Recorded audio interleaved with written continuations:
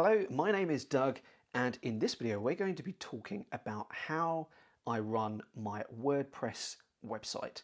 What do I use to fuel it? What are the plugins that I use on a day-to-day basis?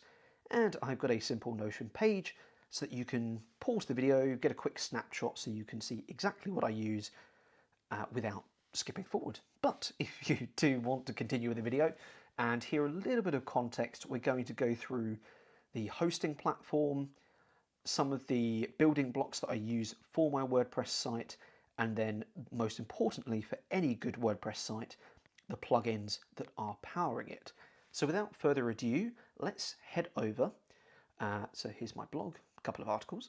We're going to go over first of all to Hostinger. So Hostinger is what I use to purchase my domains, and it is also what I use for my WordPress installations. So Hostinger, they have a couple of plans available. I think I pay roughly $19.99 per month. And if I look over here, let's go on a 1 month rolling. Okay, it's even cheaper than I remember now. So it's $13.99 per month. So I find it to be very, very reliable, and I so far have found that it's relatively straightforward to set up, and it's relatively straightforward to migrate over to. So I was previously using Bluehost. I switched over to Hostinger because I was curious about some of their built-in plugins, which we'll come on to when we talk about our plugins. So Hostinger, yep, no real issues so far. There are, of course, a lot of options out there. I use Hostinger just for convenience's sake at the moment. So I have a theme installed, which is a one-time purchase of Astro. So Astro, you can get it on the Envato or Envato market, as I say, as a one-time payment of $49. I purchased this about 2 or 3 years ago, and when you first buy it, you get 6 months of support from Echo Themes, which is very good.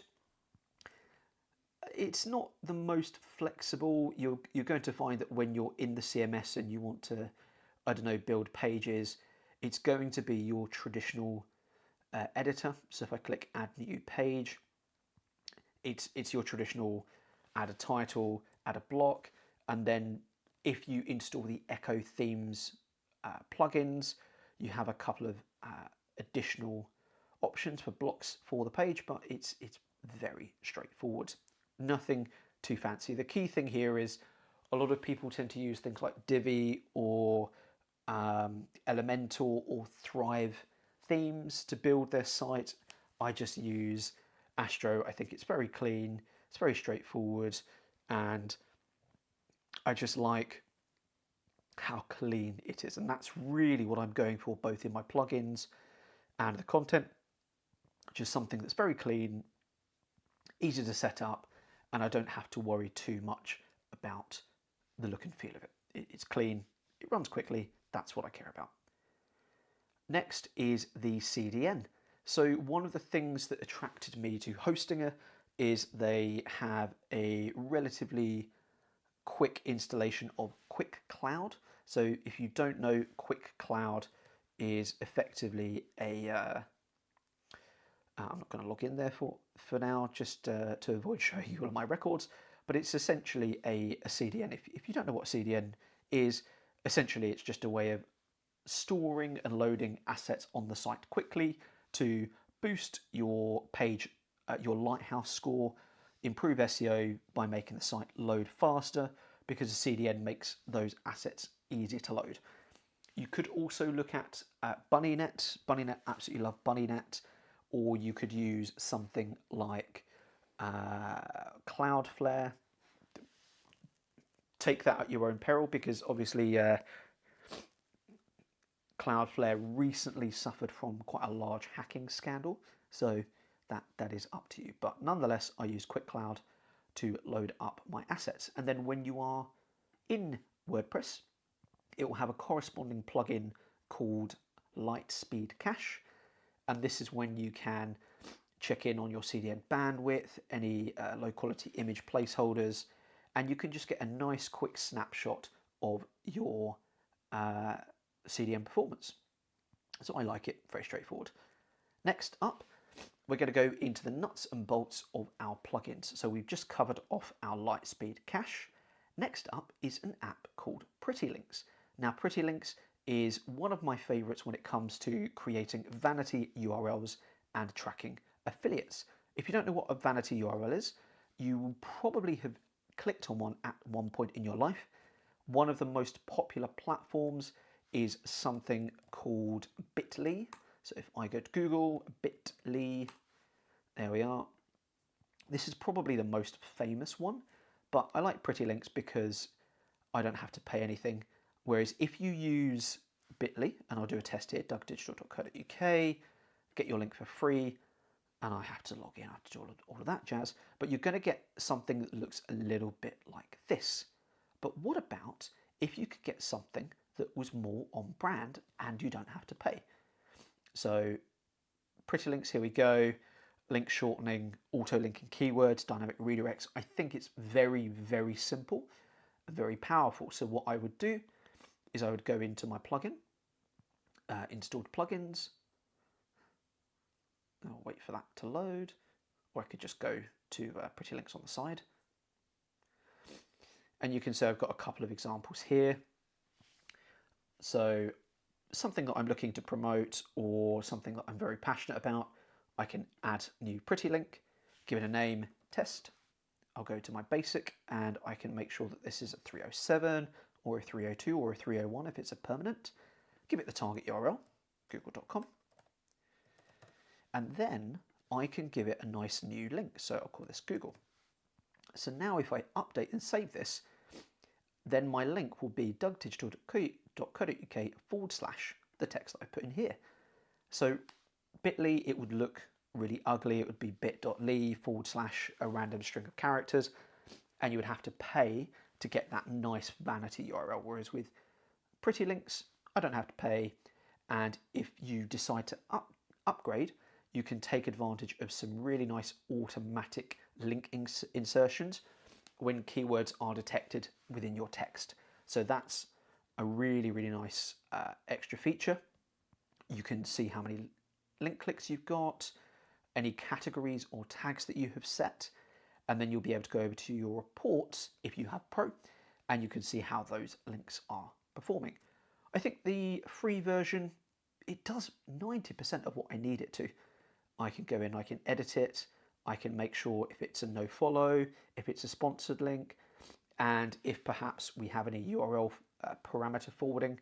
So perhaps you have a dynamic email and you want to populate that for, let's say, a discount code or something like that. Yeah, I absolutely love PrettyLinks. I think it's really, really powerful. Next one is a plugin called Presto Video Player. Now, Presto Video Player is a premium plugin. So let's just bring it up. Presto Player. Essentially, what it allows you to do is upload video assets, and you have complete control over how the player looks. So you've got your branding for your logo, you've got the color palette, you've got the width of the content, you can sync it to Google Analytics, and you can even add custom CSS. Really, really like this, but what's very cool is once you start using it, obviously December's very quiet at the moment, you can see view times on your assets, and I just find that it's a really nice way of uploading content and controlling the look and feel if you are specifically interested in uploading video content. And what you can also do with your content, we can see there's a nice little player there, is you can customize whether you want this to have like a play button, you want volume, you want settings there. You can customize all of that. So if I jump out of this and I've got my settings here, I can integrate it. Now where's our look and feel? Analytics. Am I thinking of I'm thinking of BunnyNet, aren't I? And how you can connect it to BunnyNet. We'll come on to that later. But yeah, very, very powerful. And one of the other things that you can do here is you can integrate it to GA, to YouTube, and then if you use any sort of CRMs like ActiveCampaign, Fluent CRM, MailChimp, you can have a gated video content that then sends those leads straight into your CRM, which is fantastic. So next up, we have Folders Pro. Folders Pro is another premium plugin that you can get, and essentially what this does is it allows you to organize your assets. So you've all probably had it where you open up your content and maybe you go to your posts or your media. Let's go to posts here, and you've got a lot of content.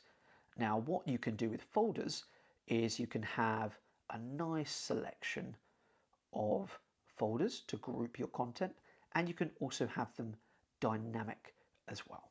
So this is just a quality of life thing that I like to use to make sure that everything's neat and tidy. So if you are interested in folders, you can download it for free, and then there is a premium offer. Now let's check for you how much that's going to cost. I think I've got the lifetime one. So lifetime, you can get it $149 for basic, $279 for plus, or $479 for agencies. And then you can also do it on a 1 and 2 year offer. So folders, nice and simple, keeps everything organized. And this isn't just for posts, but it's for media assets, for pages, and yeah, very straightforward, very simple. So the next one we have is Rank Math SEO. Now, chances are, if you're familiar with WordPress, you probably heard of Yoast SEO. So if I go to Google, I'll go to Yoast SEO. Yoast SEO. Now, they claim they are the #1 plugin for SEO. I think Yoast is great. However, I just find there's something very, very straightforward and user-friendly about Rank Math. And it does everything that you can do with Yoast, but for me, I really like the analytics. So if I click over to there, I really like how straightforward the analytics is. You can look at your site analytics, your SEO performance, your keywords that you're ranking for, rank tracker 404, general settings for setting up breadcrumbs for, trying to think of how we can package up. It's an SEO plugin. Why do I use this instead of Yoast? Personal preference. As helpful as that may sound, it really just comes down to personal preference. For me, I prefer the way that Rank Math SEO is integrated, and what I like when it comes to the content, I'll click into, I don't know, this particular post here, and I'll go to our Rank Math on the right hand side. I like the way that it gives me my SEO data. I can edit the snippet on the right hand side. I've got my SEO tactics, readability, content readability, any additional notes here. I've got 2 flags to do. Use content AI to optimize the post. We don't care about AI, do we? Couldn't find any internal links to your content. Maybe that's something that I should look at, incorporating internal links. So, as I say, Yoast, still fantastic. Rank Math, it's still good. This one just comes down to personal preference. And for me, I prefer Rank Math over Yoast, but it is not going to be something I would say is going to make or break your site. Next up is my go-to for lead capture, which is called ConvertBox. So ConvertBox, what is it? It is probably the more premium of the plugins. I bought this as a one-time because I knew that it would come in, it would be invaluable as I work with a lot of WordPress sites. But what is it? Well, in simple terms, it is your way to create lead capture boxes on your WordPress site. So as you can see here, you can target visitors depending on their location, their referring sites. You can segment those visitors. You can obviously then build lists and collect contact data to send to your CRMs. It is drag and drop building. It has A/B split testing. And yes, you can track everything. So I find that it is one of the few applications that doesn't require a monthly payment. So I bought it a couple of years ago and I don't think about it anymore. And that is something that is so incredibly valuable for me now. And it just lowers the overall cost of running these. I bought it once, I can use it for multiple clients based on the license. And I just find that it is simple enough to give me everything I need and has enough depth through, as we see here, conditional actions and logic to provide some really, really nice depth when it comes to setting up your lead magnets. What does that mean in practice? Well, if I log in for us quickly, I've got a couple that I've been running recently. So let's go in here and edit. You can do, drag and drop. You can drop in buttons and elements. You can have different stages to your lead capture forms. You can import and share them with different clients and contacts that you're working with. You can see how it looks on desktop and mobile. Have conditionally displayed. So this is something I should stress with ConvertBox. Now, rather than just going onto your site and saying, right, I want this here, and you'll copy and paste an embed code. Instead, you start with the embed code for any ConvertBox. So for example, for here, I've got a blog post area and I've got a blog sidebar. So as I'm building my blog post, I'll just drop in a short code in the content, but then I can then look at all of my ConvertBoxes and use my targeting section, and I can use my location. So I could say, for example, only display this ConvertBox when the WordPress category is X or the WordPress tag is Y, or for URLs. Or alternatively, I can exclude based on certain criteria as well. So all I need to do is I'll say I'll build this particular embed area, and then anytime any page talks about this product or this topic, I can conditionally display this particular ConvertBox. So very, very powerful in that respect. So I can say I want it on the blog post and I want it on my sidebar anytime the location criteria is met. So that's a bit of a difference to some of the other lead capture forms out there. Now, the one thing I would say with ConvertBox, because it is a one-time payment, that by nature does contain a little bit of a hefty upfront payment. So if I go down to the pricing, there's a lot to cover here. Yeah, so you've got a one-time payment of $495. That is one time. If you think on average, a lot of plugins, they're costing $20 to sometimes $40 per year. This is probably the equivalent of 1 year's worth of a subscription to most lead platforms, but you get it for lifetime, which is very, very helpful. So that's ConvertBox. And then finally, really simple security. So I'll go back to our plugins, installed plugins, and really simple security. So this is just one that will make sure that you have your SSL certificates set up, and it just gives you a little bit of peace of mind that your site is secure and that you have visibility on any potential vulnerabilities. You may notice as you're looking at this that there are a few other plugins to be mindful of. Some of these I've enabled, some of them I haven't. So Echo plugin, that's related to theme.